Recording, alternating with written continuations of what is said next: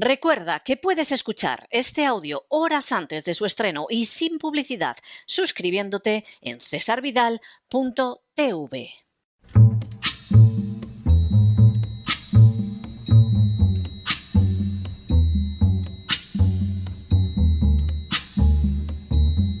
La Voz con César Vidal, desde el exilio. When the night has come and the land is dark and the moon is the only light we'll see. No, I won't be afraid. Oh, I won't be afraid. Just as long as you stand by me. Muy buenos días, muy buenas tardes, muy buenas noches y muy bienvenidos a esta nueva singladura de La Voz.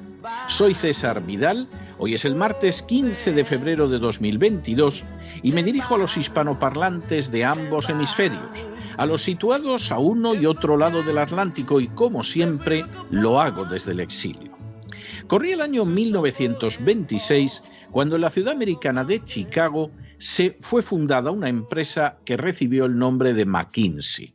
Su fundador fue James O. McKinsey, que a la sazón era profesor de contabilidad en la Escuela de Negocios de la Universidad de Chicago. Considerado el padre de la contabilidad de gestión, 7 años después James O. McKinsey contrató a Marvin Bower. Hasta entonces, la empresa fundada por McKinsey se había dedicado simplemente a la gestión contable, pero a partir de ese momento superó con mucho esa visión inicial. La McKinsey consiguió sortear con éxito las peores situaciones durante la Gran Depresión y la Segunda Guerra Mundial, y desde una nueva oficina situada en Nueva York se fue extendiendo a todo el mundo. En 1959, McKinsey dio un salto al ámbito extraamericano fundando una oficina en Londres. A esta le seguirían otras en Holanda, Alemania, Italia, Francia y Suiza durante la década de los años 60. En los años 80 abrió la oficina de Madrid, España. A esas alturas, McKinsey había sobrevolado ya muy lejos de la empresa dedicada a la contabilidad de sus primeros años. Por el contrario, era ya una potente consultora que no solo formaba a los CEOs de las empresas más importantes, sino que establecía una red de influencias que superaba con mucho el poder de la mayoría de los estados de la actualidad. Sin duda, en apenas unas décadas, el salto había resultado colosal. En las últimas horas hemos tenido nuevas noticias sobre la influencia de McKinsey y otras consultorías en la configuración de las políticas de distintas naciones. Sin ánimo de ser exhaustivos, los hechos son los siguientes. Primero, conocida como The Firm, es decir, la firma, McKinsey es la empresa de consultoría más importante del planeta. En términos proporcionales, McKinsey es la empresa de la que han salido más CEOs y gerentes para empresas de gran escala en todo el mundo.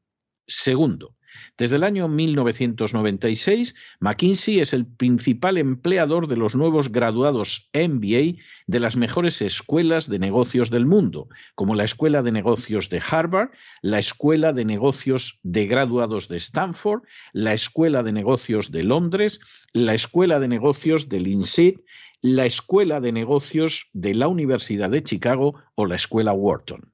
Tercero, desde su establecimiento en Madrid en los años 80, McKinsey ha formado a buena parte de los directivos y CEOs de las grandes empresas del IBEX 35. En otras palabras, la gran empresa en España está dirigida en un porcentaje elevadísimo por gente modelada en McKinsey. Cuarto, por añadidura, no pocas empresas creadas en España deben también su inspiración a gente entrenada en McKinsey. Entre otras sería el caso de Twenty, Jovan Talent, Trovit, Vueling, Acierto, Idealista, Cobb Wallet, Geoblink, 21 Buttons, Fintonic o eDreams. Quinto, a lo largo de su historia, McKinsey se ha visto envuelta en escándalos muy relevantes. Así, Enron fue una creación personal de Jeff Skilling, empleado de McKinsey durante 21 años. Supuestamente, McKinsey habría apoyado de forma incondicional los métodos contables que acabaron llevando a Enron al desastre. Sexto, McKinsey también desempeñó un papel esencial en el desastre financiero mundial del año 2008 al aconsejar a los bancos que aceptaran deudas de alto riesgo, lo que acabó envenenando el sistema financiero global. Séptimo, en el año 2015, McKinsey utilizó a la familia Gupta para conseguir un contrato ilegal con Eskom. Así, desvió parte de los fondos conseguidos a la trama Gupta en el marco de un escándalo colosal de corrupción que todavía está en los tribunales. Octavo, igualmente en el año 2018, según publicó el New York Times, tras la muerte de Jamal Khashoggi, McKinsey identificó a los disidentes saudíes más relevantes a través de Twitter, disidentes a los que junto con sus familias, acto seguido, represalió el gobierno de Arabia Saudí. Noveno, McKinsey tuvo también relación con la compañía farmacéutica Valeant, que en el año 2015 fue acusada de contabilidad inadecuada y de inflar precios para aumentar sus beneficios. Según el Financial Times, las huellas de McKinsey estaban por todas partes. Décimo, McKinsey recibió 27,5 millones de dólares entre el año 2014 y el año 2017 para reducir la violencia dentro de la prisión de la Rikers Island. Solo consiguió que la violencia aumentara de forma escandalosa. Undécimo, en el año 2022, McKinsey se ha enfrentado con una demanda por haber incurrido en conflicto de intereses en situaciones de bancarrota en Estados Unidos. Duodécimo, mucho más grave, si cabe, ha sido el papel de McKinsey en el asesoramiento de empresas de la Big Pharma para que pudieran eludir el control sobre el consumo de opiáceos o para que consiguieran un número mayor de recetas de opiáceos. Décimo tercero, la crisis de los opiáceos en Estados Unidos, en la que está implicada de manera clarísima McKinsey, ha causado centenares de miles de muertos hasta la fecha. Solo en el año 2017 fallecieron por la crisis de los opiáceos más de 45,000 personas en Estados Unidos.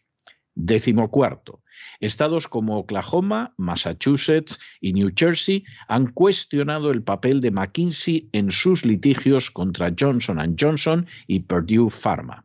Décimo quinto, en los últimos tiempos, McKinsey, junto a empresas como Accenture, BCG y Capgemini, están desplazando en Francia los servicios públicos, cobrando, eso sí, de los presupuestos públicos. Décimo sexto. Así, McKinsey se quedó con 4 de los 11 millones de euros contratados por Francia con 6 compañías para ocuparse de la consultoría del coronavirus. Décimo séptimo. El fenómeno no es exclusivamente francés, sino que desde hace décadas viene teniendo lugar en el Reino Unido, Alemania, Suiza y, por supuesto, España.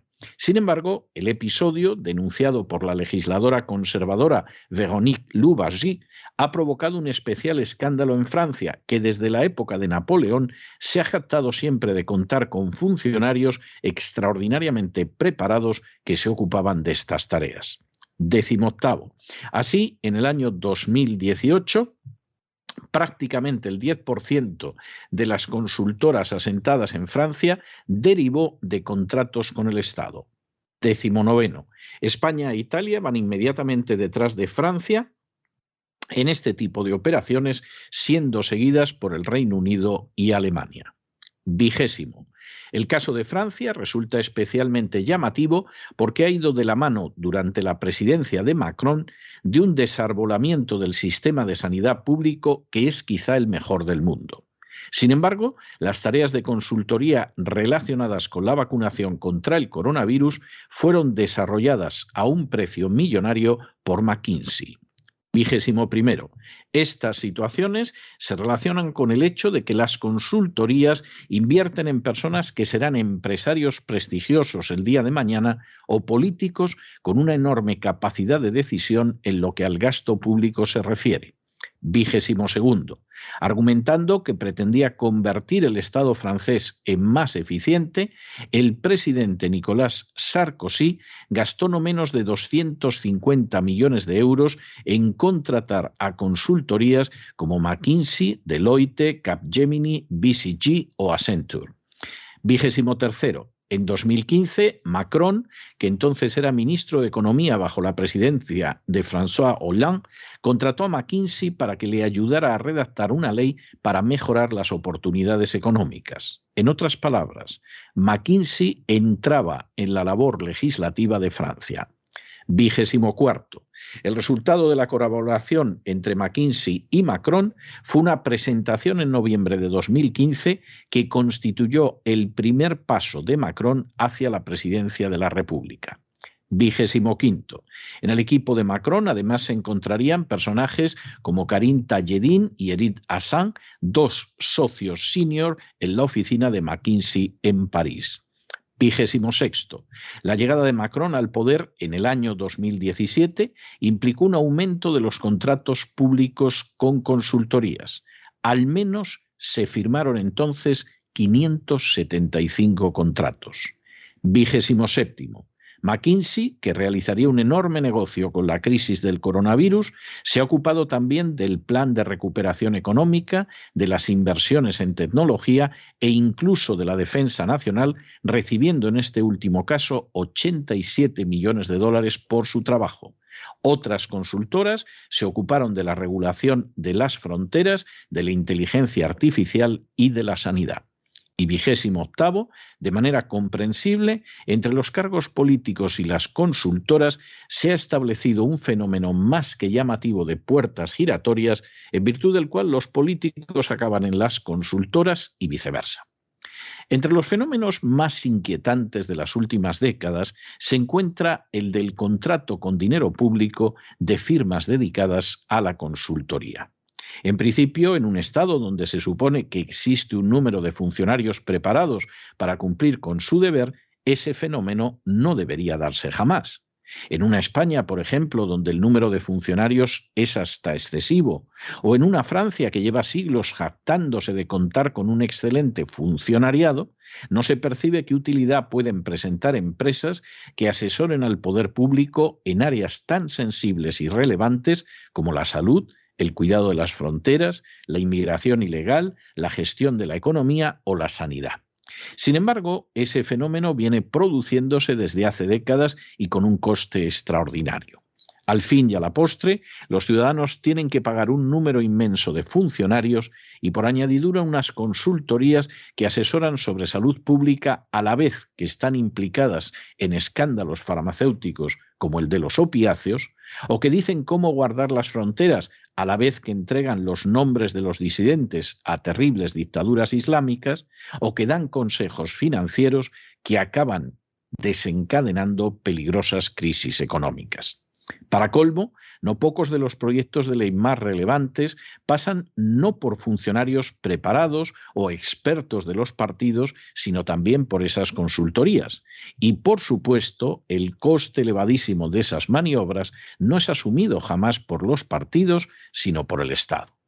Cuando al fin y a la postre las consultorías logran colocar en el poder a su gente o los políticos encuentran un retiro dorado en una consultoría, se cierra un círculo de dudosa moralidad, dudosa eficacia en la gestión, pero indudable capacidad de lucro a costa de los presupuestos públicos.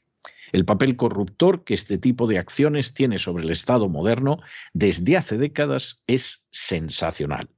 En primer lugar, los costes de todo son asumidos por las instancias públicas. En segundo lugar, los aspectos más relevantes de la acción del Estado al final derivan de las directrices de empresas privadas que no se han caracterizado, por ejemplo, por contar con una moralidad acrisolada. En tercer lugar, son los ciudadanos vía impuestos los que además sufragan políticas que no solo pueden no beneficiarlos, sino que incluso los perjudican gravemente, ya que no persiguen el bien común, sino el mero enriquecimiento privado. Y en esta situación, poco o nada se diferencian los gobiernos socialistas como el de Hollande de otros derechistas como el de Sarkozy o indefinidos como el de Macron.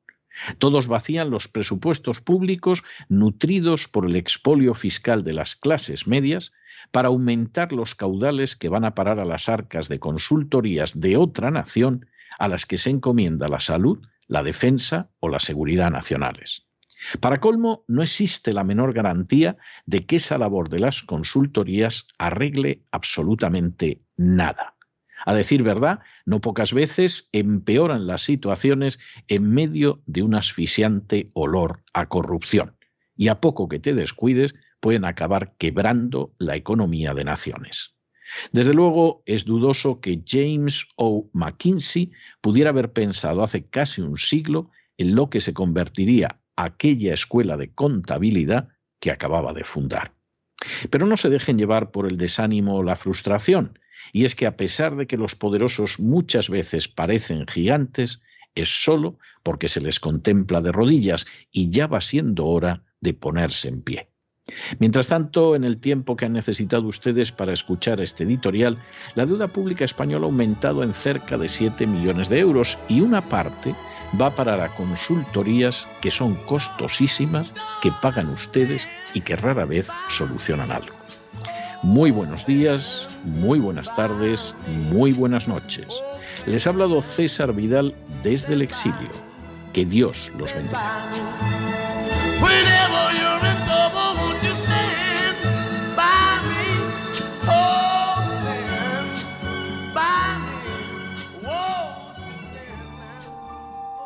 Esta sección está patrocinada por crowdfunding con el siguiente mensaje. Nuestro Señor Jesucristo, el único Dios verdadero, es misericordioso y nuestro Salvador.